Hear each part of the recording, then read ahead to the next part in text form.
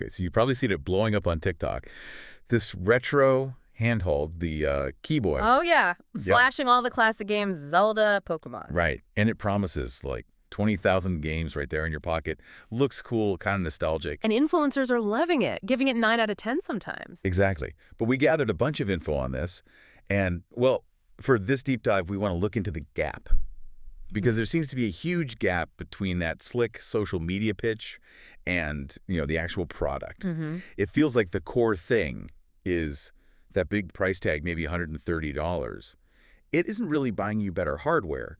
It's funding the ads to sell you the hardware. That's absolutely right. I mean, the device itself, it's real, it works, sort of. But the key question, the one you need to ask, is what are you actually paying for?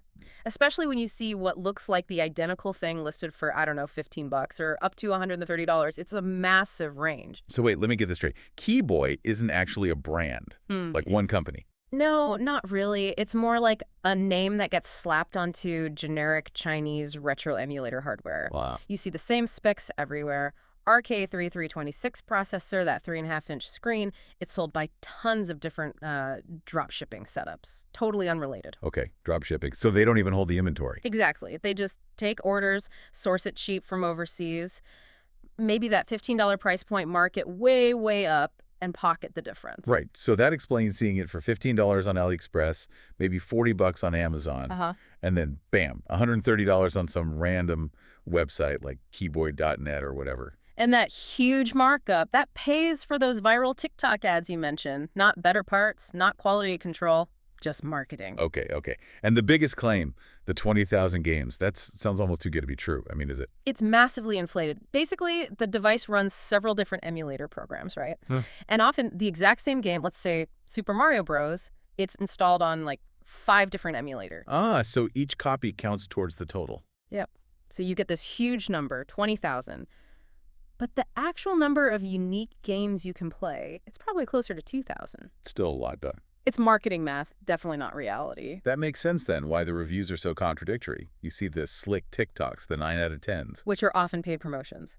Or the influencer gets an affiliate commission if you buy through their link. Right. And then you look at actual buyer reports, and they can be pretty brutal. Batteries dying in, 3 hours, not 10. Cheap D-pads, screen maybe too small for some games. And performance problems, right. Especially with more complex games. Oh, yeah. And that comes right back to the hardware. That RK3326 chip, it's older tech. It's fine for simple 2D games like NES or Game Boy. But not for, say, N64. Exactly. You try to run something demanding like Ocarina of Time or even some PlayStation 1 games, and it just chugs. It stutters, lags. It wasn't designed for that. It makes those experiences kind of frustrating, honestly. Okay, but hang on. Even if the hardware's weak, what if someone sees it for, say, $40 on Amazon? Isn't that still a steal for thousands of games, even if it's really 2,000? Why should a casual buyer care if the game files, the ROMs, are pirated?